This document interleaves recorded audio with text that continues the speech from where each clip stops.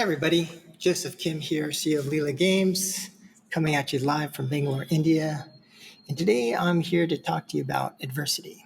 And I'm coming off of one of the toughest months I've probably ever had in my career. Now, I got back to India about 2 months ago, and quite literally after my first week back, I just got really close to just breaking down.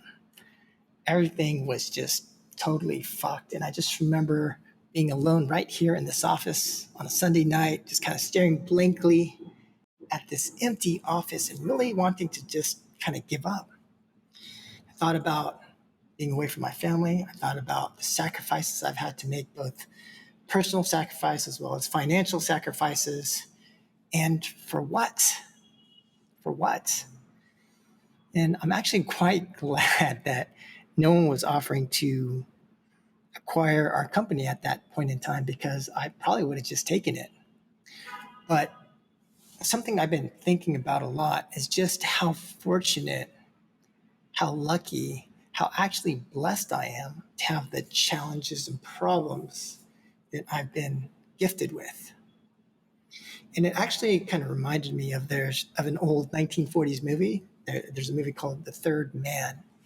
And in that movie, there's a famous line which basically said, in Italy, under 30 years under the Borgias, they had warfare, terror, murder, and bloodshed. And they produced Michelangelo, Leonardo da Vinci, in the Renaissance. And in Switzerland, they had brotherly love. And in 500 years of democracy and peace, they produced the cuckoo clock, something like that. I think that's pretty close. Anyway, you kind of get the point. And the point being that pain and conflict can be the source of great value, can be the source of great inspiration, can be the source of value.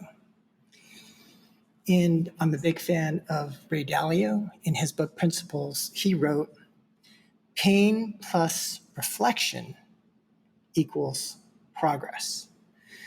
Painful situations, if you can figure out how to create from those painful situations principles or systems for how to improve things, then you get better, you make progress, and then you don't repeat those painful situations. And in fact, you create ways in which you're actually better than you are before.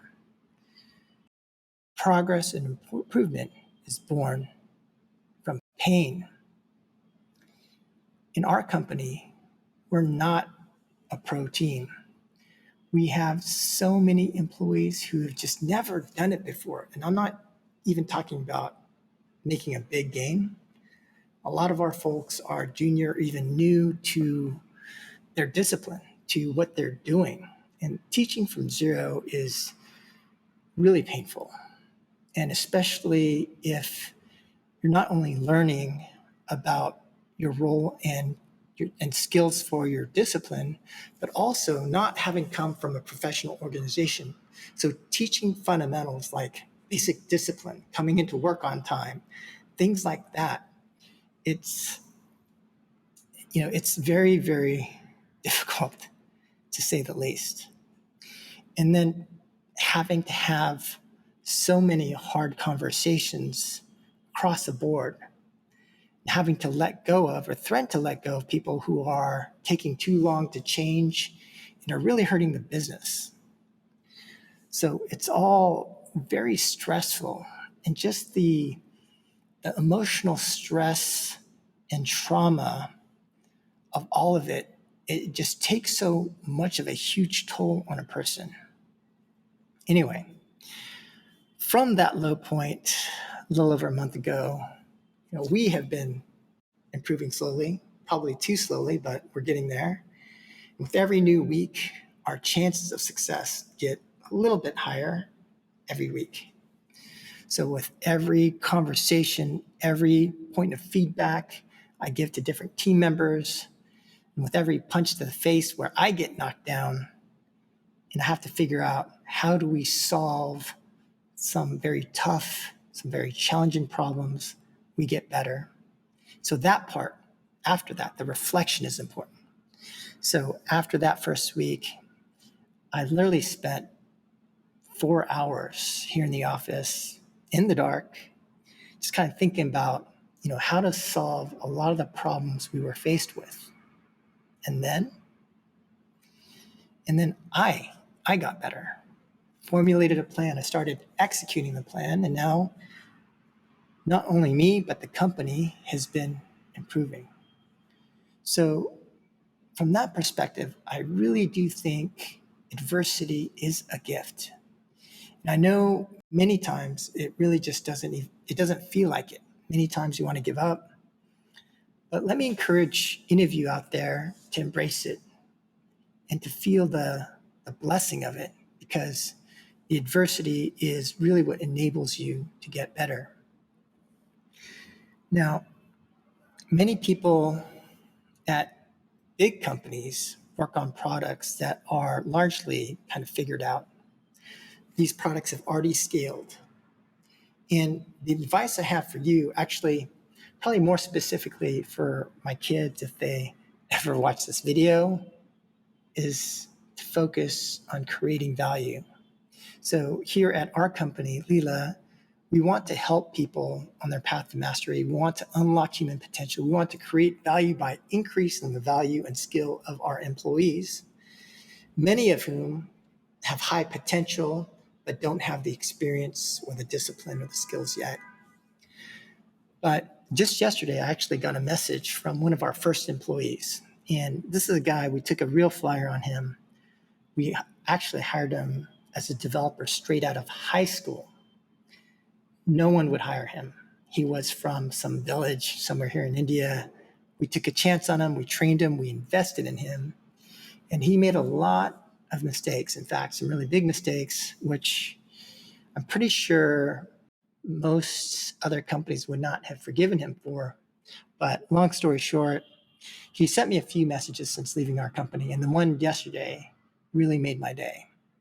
He wrote about how we helped him and how he just got an even better job recently, which he largely credits to a lot of what our company and what I taught him in terms of really learning fundamentals really well. And for him in particular, understanding the Scrum development process very foundationally.